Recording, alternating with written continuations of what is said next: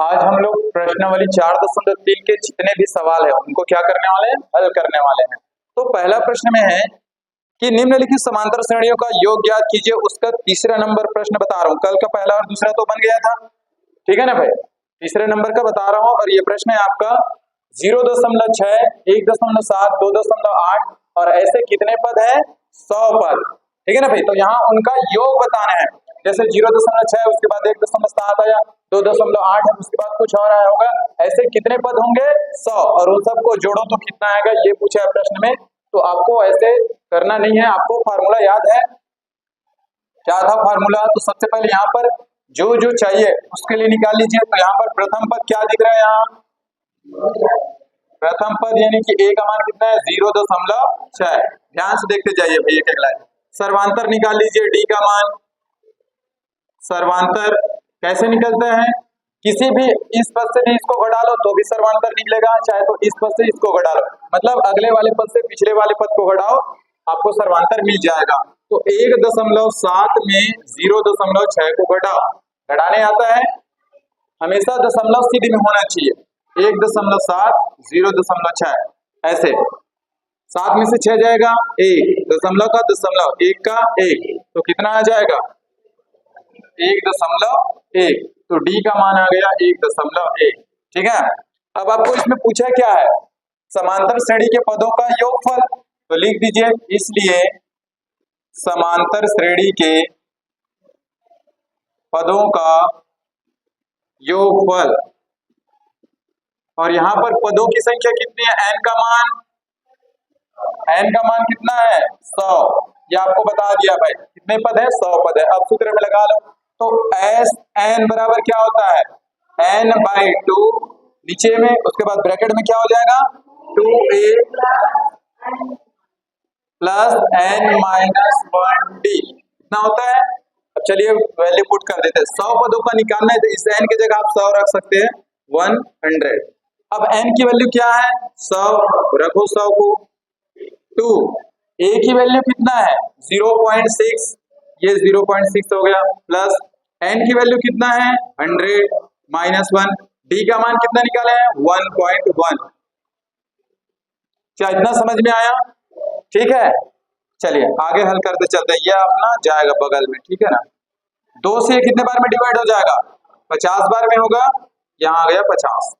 इनको मल्टीप्लाई करो, 0.6 का गुणा कीजिए 2 के साथ, कितना आएगा, देखो 2 के साथ गुणा करूंगा 12 आएगा, 6 का 12 आएगा, एक अंक के बाद दशमलव है तो एक अंक के बाद दशमलव, यानी कि 1.2 गुणा करने पर क्या आया 1.2 प्लस 100 में 1 जाएगा, कितना आएगा 99, और 99 के साथ इसका गुणा कीजिए, 99 के साथ 1.1 का 1.1 का गुणा करो तो आंसर कितना आएगा, 99 का 1 के साथ गुणा 99, फिर 99 का 1 के साथ गुणा 99, 9 9 9 18 का 8 हासिल 1, 1089।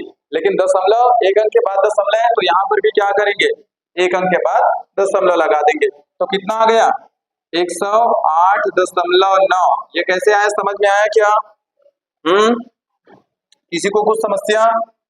अब दोनों को जोड़ सकते हो ना, जोड़ने तो आता होगा, चलिए जोड़ो। तो फिर कैसे जोड़ेंगे, कोई बता सकता है? दशमलव के बाद वाली संख्या दशमलव के साथ जुड़ेगा, तो या तो आप इसको ऐसे कर सकते हो 108.9 और ये है 1.2, ऐसे होगा, समझ में आ रहा है ना।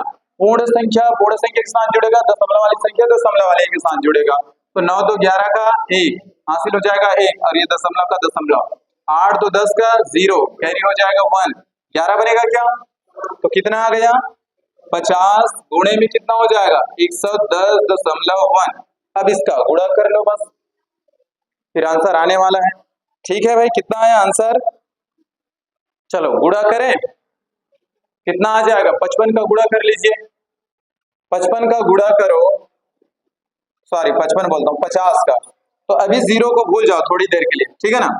5 बस को देखो, 5 का इसके साथ गुणा करेंगे तो कितना आएगा 5505, इतना होगा।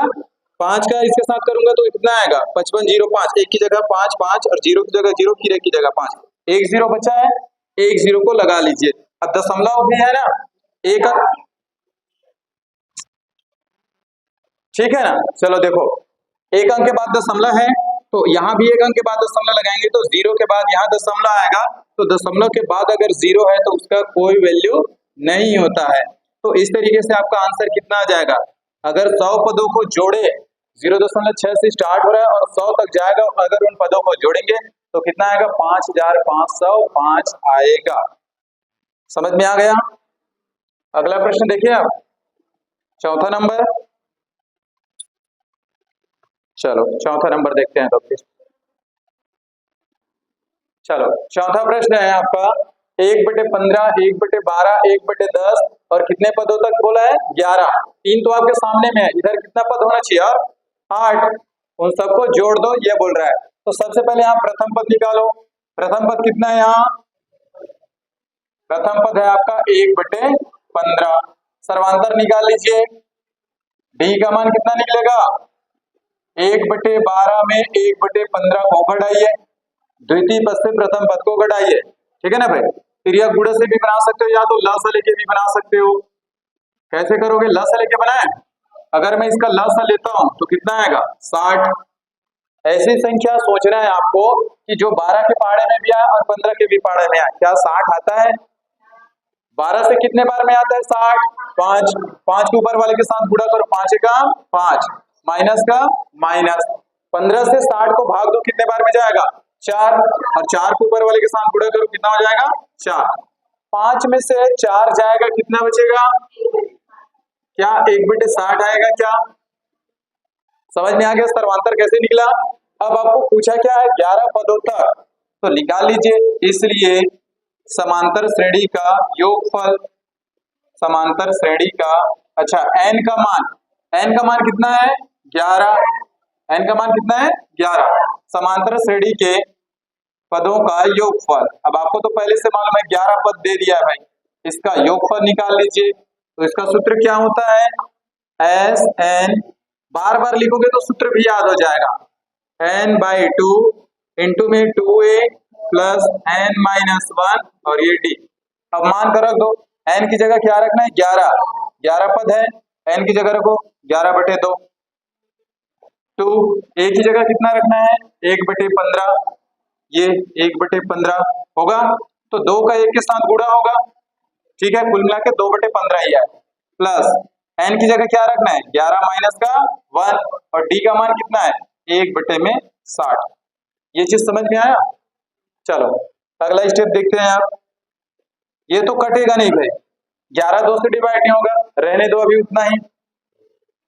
2/15, 2 का 1 के साथ गुणा होगा, 2 एकम 2, 15 का 15, ठीक। 1 का इधर गुणा कर लो, तो पहले 10, 11 में से 1 जाएगा, कितना होगा, 10, 10 बनेगा, 10/60 होगा क्या, ये 10 एकम 10 और 10/60, 1 0 से 1 0 कैंसिल हो जाएगा, कितना बचा, तो फिर 1/6। क्लियर है, ध्यान से देखना इधर। तो ये हो जाएगा 11 पदों का योगफल, या आपका 11/2। इधर इसको हल कर लीजिए, इसका फिर लस लेके बनाओ, या तो फिर तिर्यक गुणा करके बना लो। तो इस बार हम तिर्यक गुणा कर रहे हैं, 6 का 2 के साथ, 15 का 1 के साथ, 6 दूनी कितना हो जाएगा, 12, प्लस 15 का 1 के साथ गुणा 15, और नीचे में क्या है, 15 छक्के 90।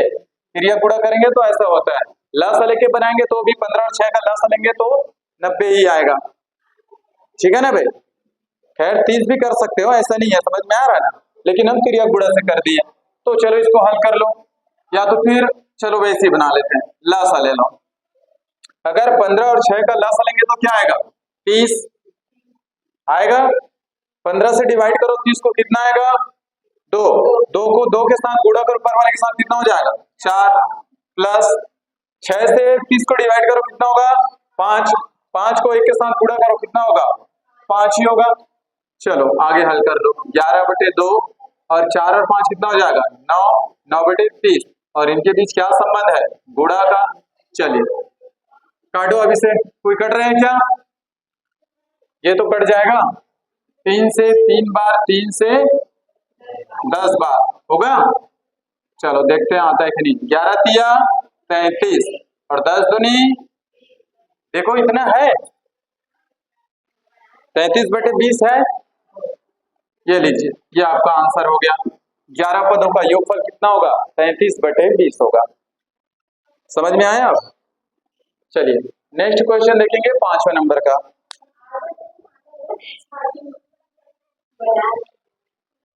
चलो 5वां प्रश्न है n² + 1/n N N square minus 1/n और कितने पद तक निकालना है आपको? 20 पदों तक। तो n का मान तो आपको दिख रहा है, कितना है? 20। सबसे पहले यहाँ प्रथम पद निकालो। प्रथम पद क्या दिख रहा है यहाँ पर? a का मान जी n² + 1/n, क्या यही है? अच्छा n का मान कितना है? 20। सर्वांतर निकाल लो। चलो सर्वांतर d का मान कैसे निकलेगा? द्वितीय पद से प्रथम पद को घटाओ। ये रहा आपका द्वितीय पद। प्रथम पद क्या है? n² + 1 और बटे में क्या हो जाएगा? n होगा। अब चलो इस n का पहले इसके साथ क्रिया गुणा करो, तो ये कितना हो जाएगा? n का वर्ग होगा, फिर माइनस n का वर्ग और माइनस और प्लस का गुणा माइनस का 1 और नीचे में क्या है? n। ये प्लस ये माइनस कैंसिल हो जाएगा। बताओ d का मान निकाल लिए थे? तो कितना बचा d का मान?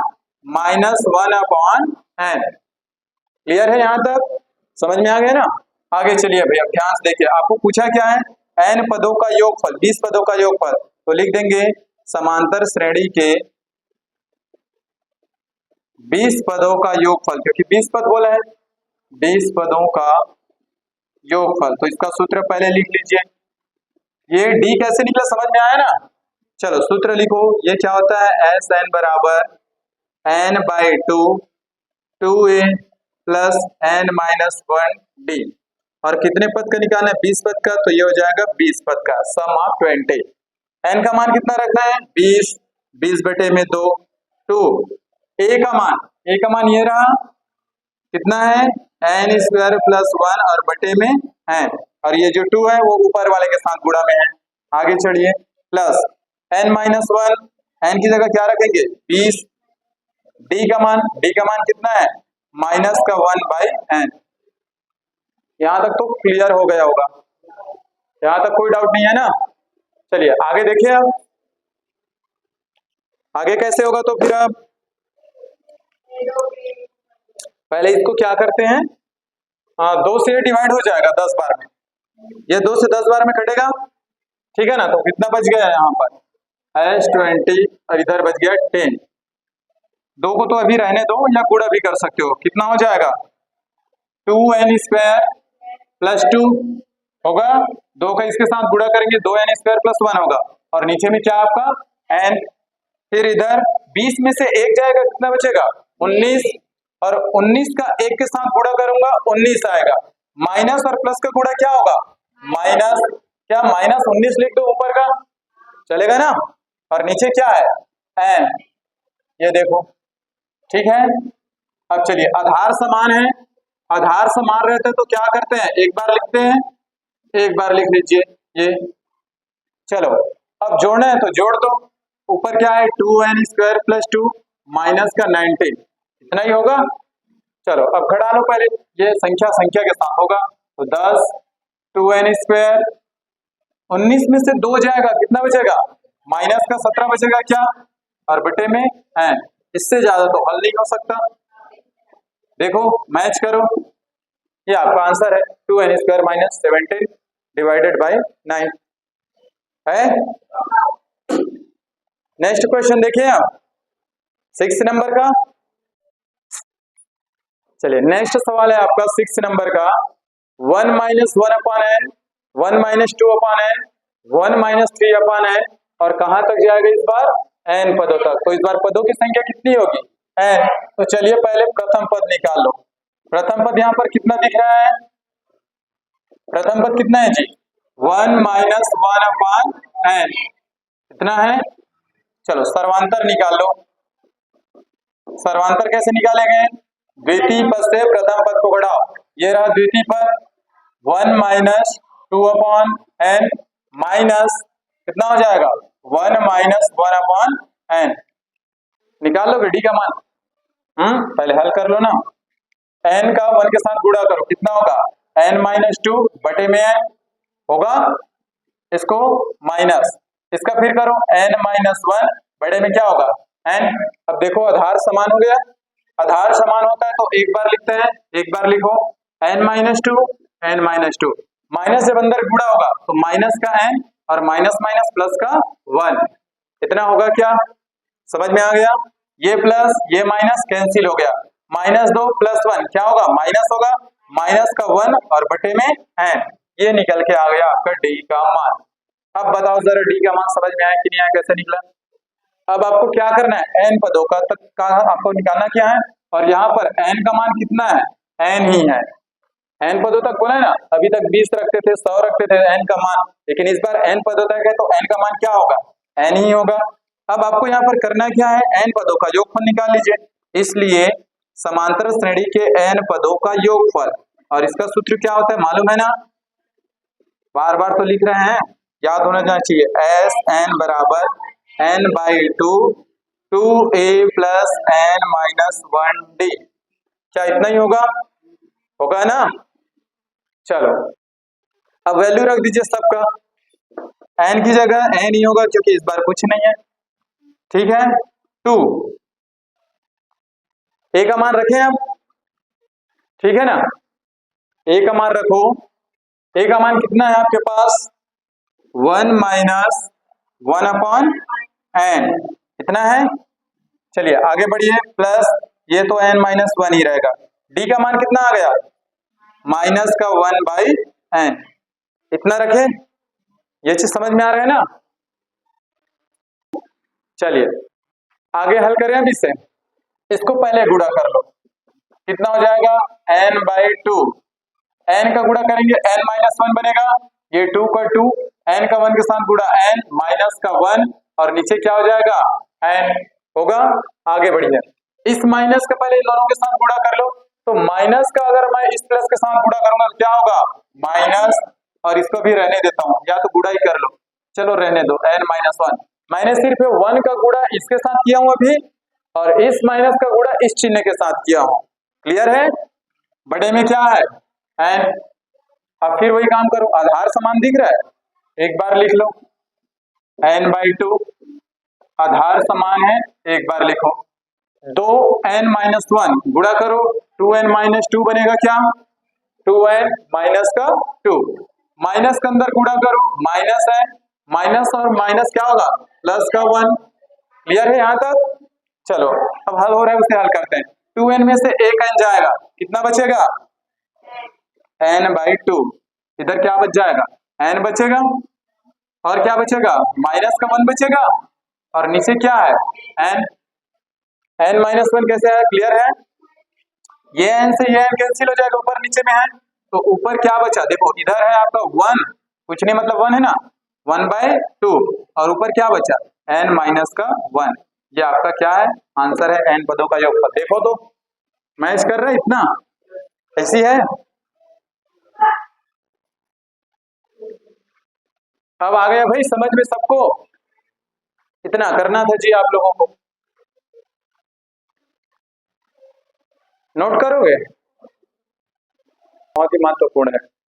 दूसरा प्रश्न है आपका 1046.5 योग प्राप्त करने के लिए समांतर श्रेणी 7 10/1/2 14 डैश डैश डैश के लिए कितने पद लेने होंगे। अब ध्यान से देखो, मुझे कितना लाना है जी 1046.5, इतना मुझे जोड़ के लाना है, तो कितने पद लेने होंगे बोल रहा, और आपके सामने कितने पद दिख रहे हैं अभी 3, तो पता नहीं ऐसे कितने पद होंगे, और उनको मैं जोड़ूं, यानी कि मुझे n का मान निकालना है, उनको जोड़ूं तो कितना आना चाहिए 1046.5 आना चाहिए।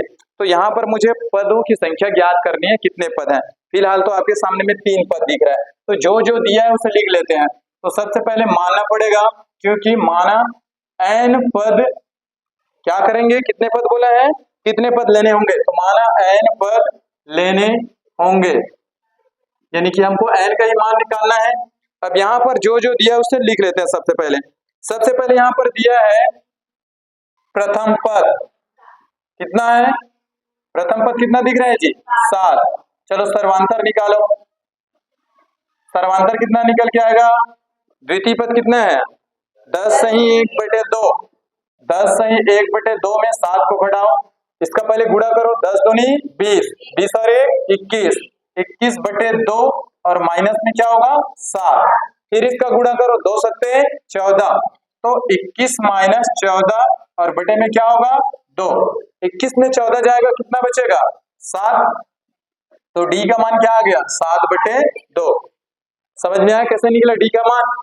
अब आपको प्रश्न में पूछा क्या है, आपको दिया है और एक चीज दिया है आपको, पदों का योगफल यानी कि एसएन का मान कितना है 1046.5 इतना दिया है।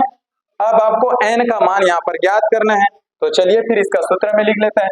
इसलिए एस एन बराबर क्या होता है n/2 2a प्लस n-1d, क्या इतना ही होता है ना, सूत्र इतना ही होता है ना। चलो अब वैल्यू को रखो, एस एन का मान कितना दिया है 1046.5 दिया है, रख दो उसकी वैल्यू को, आगे बढ़ो। एन का मान तो नहीं मालूम, यही तो निकालना है n/2, 2 ए का मान कितना है 7, 2 × 7, तो यहाँ पर 14 लिख दूं क्या चलेगा? आप लोग लेकिन पेपर में लिखोगे तो पूरा लिखना है भाई, पहले 2 × 7 कर रहा है, ये 14 कैसे आया क्लियर है। आगे बढ़िए, प्लस n-1 डी का मान रखो कितना है 7/2, यहां तक पूरा समझ में आ गया। चलिए आगे हल करें। अब ध्यान से देखो, ये 2 किस में है भाग में है, अगर इधर लाऊंगा तो गुणा में होगा, गुणा कर दो पहले, लाओ इधर 2 पंचे 10 का 0 हासिल हो जाएगा 1, 2 छक्के 12, 12 और 1 13, 13 का 3 हासिल 1, 2 चौक 8, 8 और 1 9, और 2 का 10 के साथ करेंगे तो क्या 20 आएगा क्या? एक अंक के बाद दशमलव है, यहाँ लगाऊंगा दशमलव, और दशमलव के बाद 0 का कोई महत्व नहीं है, तो कितना आ गया 2093। कहां से आया समझ में आया, ये 2 इधर आ गया, अब इधर क्या बचा है n। अब इसे हल कर लेते हैं, देखो इसको ऐसे रखता हूँ, रहने देता हूँ 2 × 7 ही, एक ही जगह क्या है 7, यहाँ 7 इसलिए रखा हूँ क्योंकि यहाँ भी 7 है, बीच में प्लस है ना, यहाँ भी 7 है, 7 को मैं क्या कर रहा हूँ बाहर निकाल रहा हूँ, ये n अपनी जगह है, दोनों से क्या करेंगे बाहर, ये 7 निकाल दिया कॉमन, दोनों में है, ध्यान से देखते जाना, इधर क्या बचा तो 2 बचा, प्लस यहाँ कुछ नहीं मतलब 1 है, तो क्या होगा n-1 ही होगा, और नीचे में क्या होगा ये 2, इस यहाँ क्या है 7 था हमने बाहर निकाल दिया, अब 1 बचा, 1 का इसके साथ गुणा करूंगा उतना ही होगा, यहाँ तक समझ में आया। अब इस 2 का पहले इस 2 के साथ गुणा होगा, ऐसे समझो इसके नीचे कुछ नहीं मतलब 1 है, समझ में आ रहा है ना भाई, तो तिरिया गुणा होगा, तो ध्यान से देखना आगे कैसे बनेगा। अब देखो ये 7 किस में है गुणा में है, अच्छा इधर लाऊंगा तो भाग में होगा, कर दें भाग में 2093 बटे में क्या हो जाएगा 7, और इधर क्या बचेगा n, पहले इस 2 का गुणा करो, 2 दूनी 4 प्लस n-1 होगा, और नीचे में क्या होगा 2, 2 का 2, ऐसे हो रहा है तिरिया गुणा, 2 का 2 के साथ 1 का इसके साथ, और नीचे का भी 2 एकम 2 हो गया। चलो 7 से डिवाइड करो पहले इसको, कितने बार में कटेगा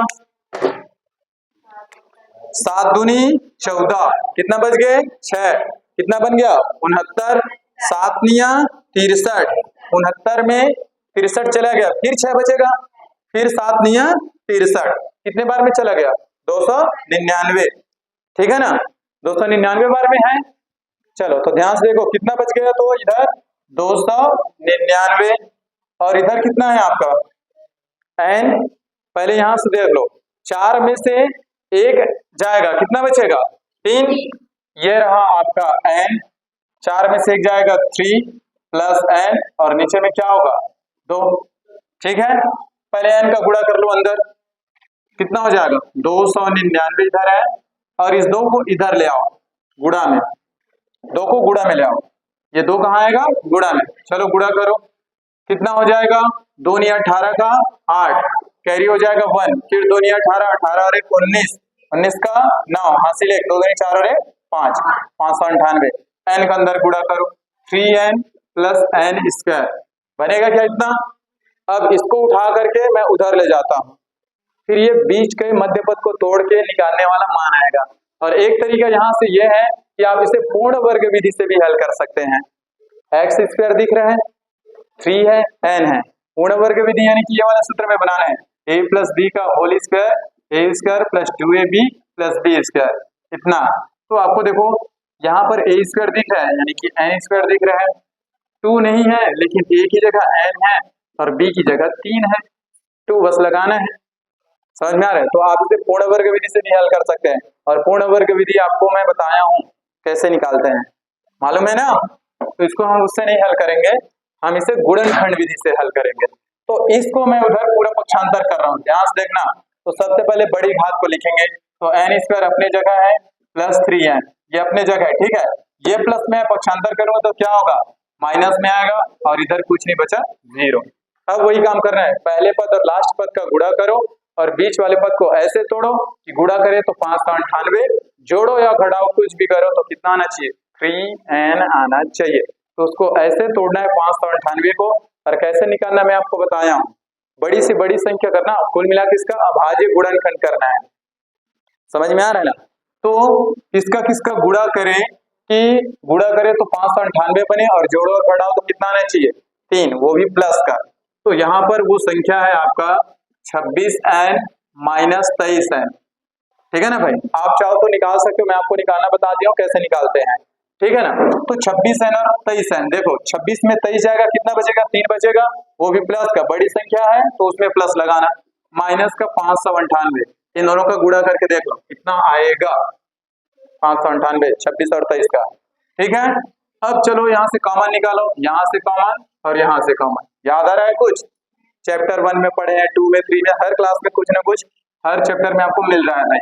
चलो यहाँ से क्या कॉमन निकलेगा, n बचा उसको लिखो, n निकल गया, एक n बचेगा, प्लस कितना बचेगा 26, यहाँ से क्या कॉमन निकलेगा, माइनस का 23, क्योंकि ये 23 है और ये 23 के टेबल में आता है तो 23 ही निकल सकता है यहाँ से, तो 23 निकल गया, तो इधर क्या बचा, n माइनस निकल चुका, क्या बचेगा, प्लस, और 23 के टेबल में कितने बार आएगा, 26 बार आएगा। यहाँ जो निकलता है ब्रैकेट में सेम वही यहाँ पर भी ब्रैकेट में निकलता है। अब इनको एक बार लिख लो, ब्रैकेट वाले को एक बार, और जो ब्रैकेट में नहीं उनको भी ब्रैकेट में लिख लो, तो n प्लस 26 और ये कितना हो जाएगा, n माइनस 23 और बराबर में 0। अब दोनों को 0 के बराबर रखो, n प्लस 26 बराबर 0, n माइनस 23 बराबर 0। n का मान अगर निकालूंगा तो ये प्लस में तो माइनस में जाएगा, और अगर इधर से n का मान निकालूंगा तो माइनस से किस में जाएगा, प्लस में। और आपको मालूम है ऋणात्मक मान संभव नहीं है, तो यहाँ लिखेंगे, यहाँ n बराबर क्या है, माइनस 26, जो कि क्या है, ऋणात्मक है ना भाई, ऋणात्मक है, अतः यह संभव नहीं है, अतः यह संभव नहीं है, इसलिए आपका n का मान क्या होगा, n का मान क्या होगा, 23, यानी कि यहाँ पर कितने पद लेने होंगे, 23, तो लिख लेना, अतः 23 पद लेने होंगे, या n बराबर n बराबर कितने पद लेने होंगे, 23 पद लेने होंगे, ठीक है ना भाई?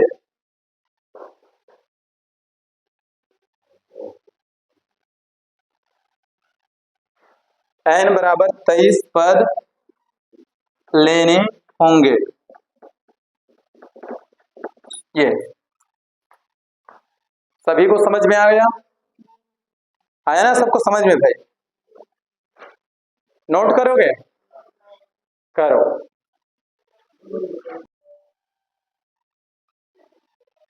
चलिए प्रश्न चौथा देखते हैं, प्रश्नावली 4.3 का। इसमें लिखा है, किसी समांतर श्रेणी का प्रथम पद 1, अंतिम पद 11 और योग 36 है, तो पदों की संख्या और सर्वांतर ज्ञात कीजिए। तो सबसे पहले जो जो दिया है उसे हम क्या करते हैं, लिख लेते हैं। यहाँ पर दिया है प्रथम पद, प्रथम पद कितना है, a का मान कितना है, a का मान है 1। अंतिम पद कितना दिया है, यानी कि l का मान बोलो या an का मान कितना है, 11। अंतिम पद कितना है, 11, और योग कितने पदों का योग, यानी कि sn का मान कितना है, 36, ये आपको दे दिया गया है। तो यहाँ पर पूछा पदों की संख्या और सर्वांतर, तो मान लेना, माना पदों की संख्या n व सर्वांतर क्या है, d है, सर्वांतर क्या है, d है।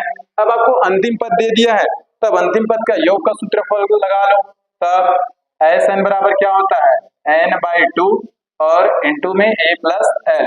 रख दीजिए भाई, एस एन इसका मान कितना है 36, रख दीजिए। n का मान कितना है, यही तो आपको ज्ञात करना है, n/2।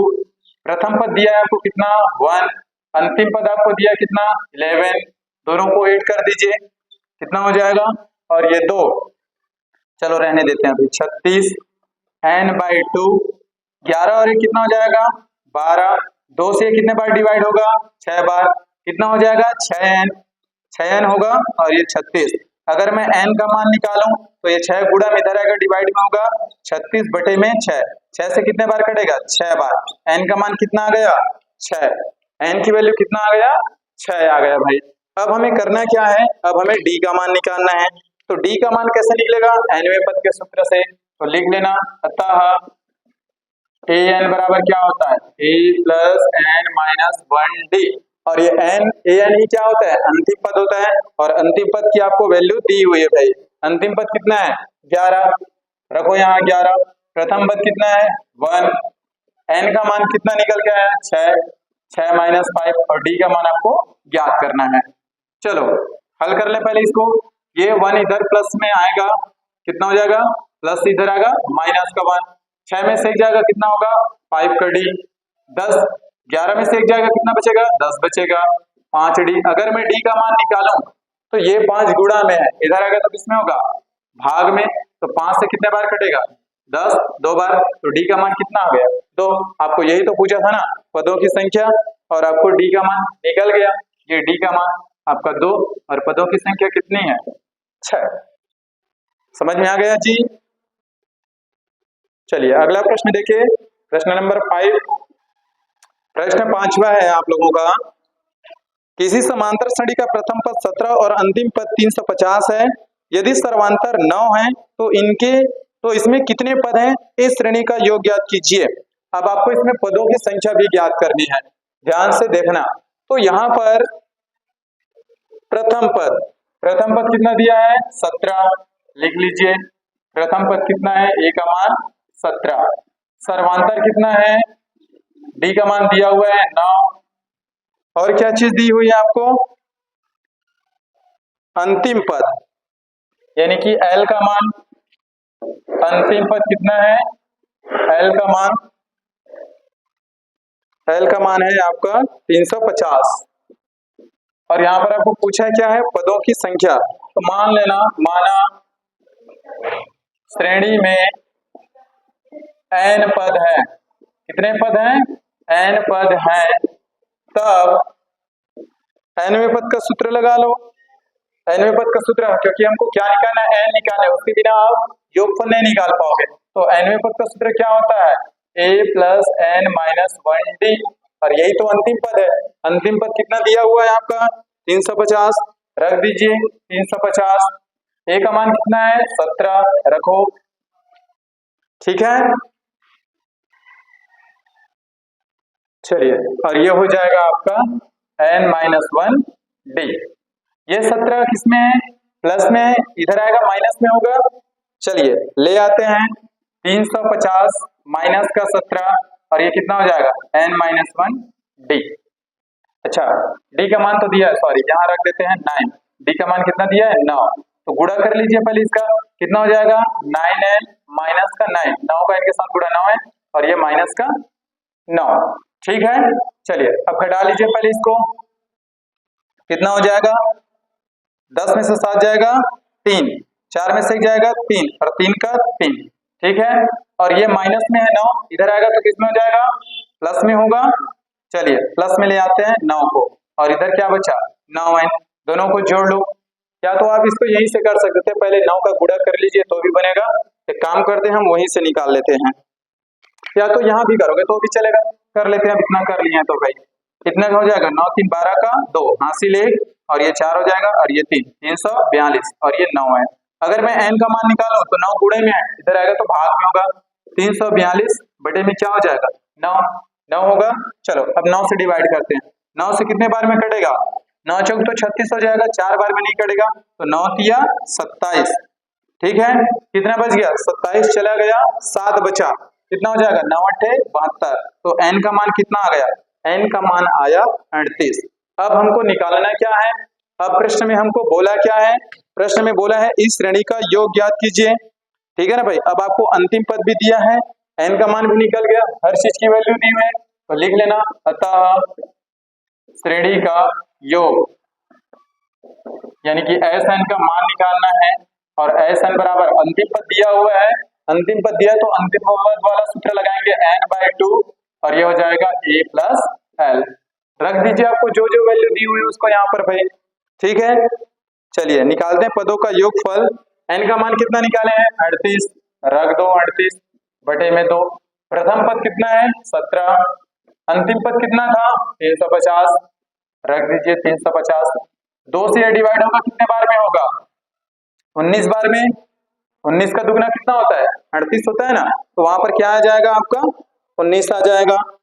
अब इसको जोड़ लीजिए, 17 और 350 कितना हो जाएगा, और इनके बीच गुणा का संबंध है, 7 का 7, 5 और 1 6 3।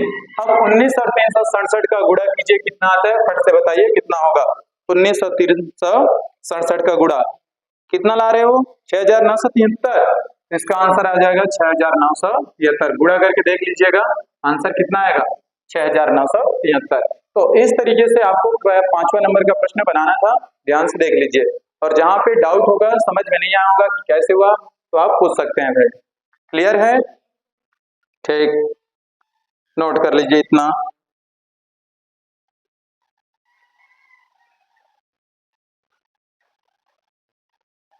चलिए 6वां प्रश्न देख लीजिए।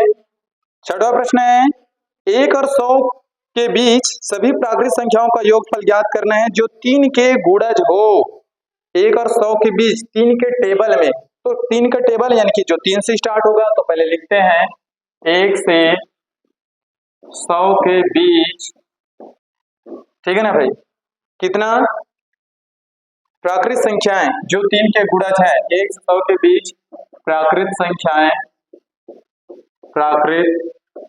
संख्याएं जो 3 के गुणज है, यानी कि गुणज मतलब उसके टेबल में आते हैं, कौन कौन होगा 3 6 9 और डेज कहां तक जाएगा 99 तक जाएगा, क्योंकि जैसे ही 100 होगा वो तो 3 के टेबल में नहीं आता।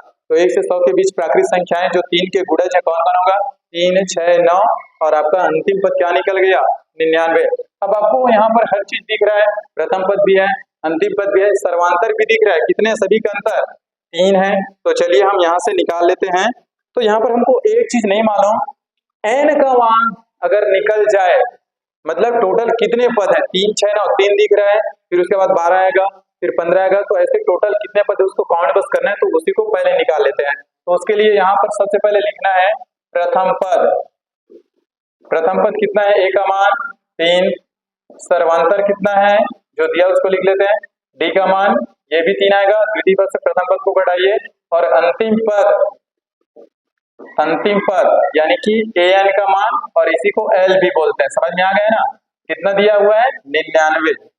यहां तक समझ में आ गया, चाहे आप l बोलो या इसी को an भी बोलो, दोनों क्या मतलब है आपस में बराबर है, यही आपका अंतिम पद है। अब आपको अंतिम पद का सूत्र लगाएंगे यहाँ से, तो n का मान निकलेगा, इसलिए anवां पद क्या हो जाता है a plus n minus 1d, यही होता है। इसका मान कितना दिया हुआ है भाई 99, रख दीजिए। a का मान कितना है 3, रख दो। n का मान तो खुद ज्ञात करना है, और d का मान कितना है 3। पहले इस 3 को इधर ले आओ, पक्षांतर करेंगे तो 99 में 3 जाएगा, 99 माइनस का 3 होगा, और इस 3 का अंदर गुणा कर लो, या तो ऐसा करो इस 3 का अंदर पहले गुणा ही करना, ये 3 प्लस 3 का इनके साथ गुणा 3 है, माइनस का कितना होगा 3, ये माइनस ये प्लस कैंसिल हो जाएगा, कितना बचेगा 3n, और इधर क्या है 99। अगर मैं यहाँ से n का मान निकालूं तो 99 कहाँ जाएगा, ये 3 आ जाएगा बटे में, 3 से डिवाइड होगा कितने बार में 3 किया 9 और 3 किया 9, तो n का मान कितना आ गया 33। ठीक है, n का मान कितना आ गया 33। अब प्रश्न में हमको पूछा गया था योगफल ज्ञात कीजिए, तो n का मान भी निकल गया, इसलिए अब योगफल का सूत्र लगा लो, Sn बराबर क्या होगा n/2 a प्लस l। अंतिम पद दिया है, इस कारण से आपको ये वाला फार्मूला यूज करना है, तो यहाँ पर n का मान कितना है? n का मान है आपका अंतिम पद कितना है, सॉरी n का मान कितना निकाले 33, 33 बटे में 2। प्रथम पद कितना है 3, अंतिम पद कितना है 99। इन दोनों को जोड़ लीजिए 33 बटे 2 कितना हो जाएगा 99 और 3 102। 2 से डिवाइड होगा कितने बार 2 पंचे 10 और 2 एकम 2। अब इनका बस गुणा करना है आपको। 33 और 51 का गुणा करेंगे कितना आएगा, गुणा करते हैं। एक का अगर इनके साथ गुणा करेंगे तो 33 होगा और 5 का गुणा करेंगे तो 5 से 15 हासिल 5 से 15 और 1 16, 3 8 16, 1683। इतना है आंसर। ठीक, यही आपका क्या हो जाएगा आंसर हो जाएगा। बाकी के जो क्वेश्चन है वो कल देखेंगे, ठीक है, इतना आप लोग नोट कर लीजिए। अब हम लोग कल प्रश्न नंबर 7 से जितना भी बनेगा उसको देखेंगे भाई। आज का क्लास यहीं पर ओवर करते हैं।